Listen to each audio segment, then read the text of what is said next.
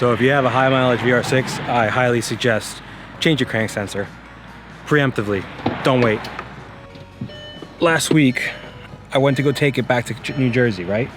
So I'm stored at my parents' house for the winter and the better part of the last year because of the pandemic. Just haven't really been driving the car. The car's getting up there. It's got 118,000 miles, you know, well-treated miles. The car does not look like it's got that many miles. So I'm just driving back to New Jersey and all of a sudden, car just cuts out on the highway. I'm doing maybe 20, 30 miles an hour in traffic and the car just shuts off and then won't start. You know, mind you, I've been driving for maybe 20, 25 minutes at this point, having left my parents' house, and car just won't start. So I pull off the side of the road, I get out, you know, being a VW, first thing I do is unplug the mass airflow sensor because I'm thinking that maybe the mass airflow is all gunked up because I have it in a scaled housing with no protection or anything like that, and there's a filter which is not oiled but may still contain some oil. Does nothing. So finally able to back off the highway carefully and get to a parking lot with the car, kind of limping it, able to get it started after it cools off a little bit, which is sign number one, crank sensor. And you know, make my way to an auto parts store. Luckily I had Gina following me in the Chungus, our pilot, our daily, and with that I'm able to get a scanner, and I scan it, and wouldn't you know it, PO322, which is a crank sensor code. Long story short, got a new crank sensor, gonna put it in, and hope that it is the problem. I mean, it was the only code that was stored besides an unplugged MAF code, which is, you know, par for the course considering I unplugged it to try and limp the car off the highway. You know, this reminds me of a build thread, not a build thread, just a thread on VW Vortex from, like, I don't know, maybe a decade ago, maybe a little bit sooner, that said PSA, change your crank sensor, and I kind of ignored it. But, you know, now thinking about it, those things are in the midst of all the heat. You know, they're on the back side of the motor, by the transmission, by the oil filter housing, very hot area, you know, very different from other motors. Usually they have them on the front, kind of by the main pulley. So these are like right in the middle of the heat, and you know, crank sensor is very delicate. It's just essentially a coil. It's like a hall sensor, basically just an electric coil, and it becomes brittle over time, and it kind of just breaks down and falls apart. So yeah, change it preemptively, and it should be something that's about 15 minutes to replace. From a location perspective, oil filter housings down there, crank sensor is right next to it on the transmission side, so this side here, so down that way. On most cars, you can just take the belly pan out and you'll be able to get to it. On my car, I'm gonna have to take the bumper off because I have this carbon fiber splitter which covers the whole bottom side of the engine. So a little extra work for me, but still only about 15 minutes to get to it. And then I'll change it out and we should be good. All right, so this is what the new sensor looks like, in case you've never seen one. It's basically just a coil, just senses where the crank is while it's spinning. In terms of location, at the front of the car, right next to the oil filter housing, you can see it right there. It's got one bolt holding it in, and then it comes around the oil filter housing and it's plugged in on a bracket right up there. So it's pretty easy.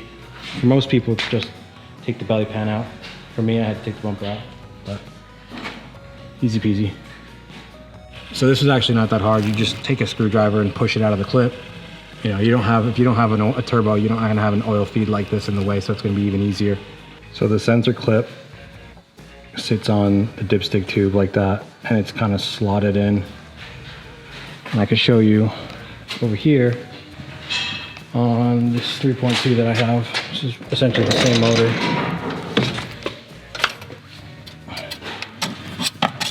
Right here, and that's where the crank sensor sits, right there. So on that little slot, which sits towards the front of the motor, like this. So you just gotta push the sensor, or the clip for the sensor plug, towards the front of the motor, and then it should come right out. All right, so I got the old one out. Here's the new one. Started the car and played with the connectors and everything, tapped on it, see if it would stall the car, and like it did on the highway, but it didn't. So it must be something internally with the sensor. You know, maybe it's just kind of going bad, and when it gets real hot and heat soaked, it just kind of starts misbehaving. I mean, the car in general, it's a little bit kind of stuttery, so it feels like there's something going on. All the other sensors are new, but it just feels like there's some sort of miscommunication between the ECU and the car. And so, you know, after seeing that thread and seeing other people talk about it, I figured, you know, I got the code, why not just replace it instead of trying to wonder and test it and all that stuff, and just see if the car behaves a little bit better.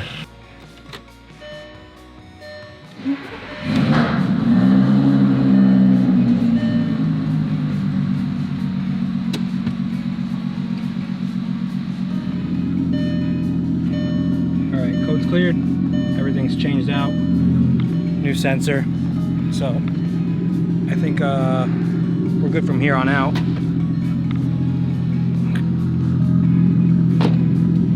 So only thing to do now is drive it back to Jersey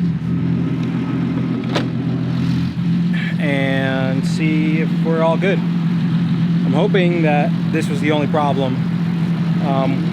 While I was in there, let me shut this off. While I was in there, went ahead and just changed out the MAF and changed out the primary O2 just for good measure. All those sensors were getting a little bit old, long in the tooth anyway. The code I had was for the crank sensor, and then obviously for the MAF just because it was unplugged, but you know, it was old enough anyway, so replace it preemptively. There might be a procedure out there as to how to test it, you know, check resistance, or maybe even through VADCOM. I didn't even bother. I had the code, so I just went ahead and changed it. I'm sure maybe Humble Mechanic Charles has something on how to do it. It takes like 15 minutes to change, so in the time it would take you to test it, you know, what's the value of your time? It might be faster just to change it out. Only thing to do now is drive it to Jersey, and hopefully I make there one piece.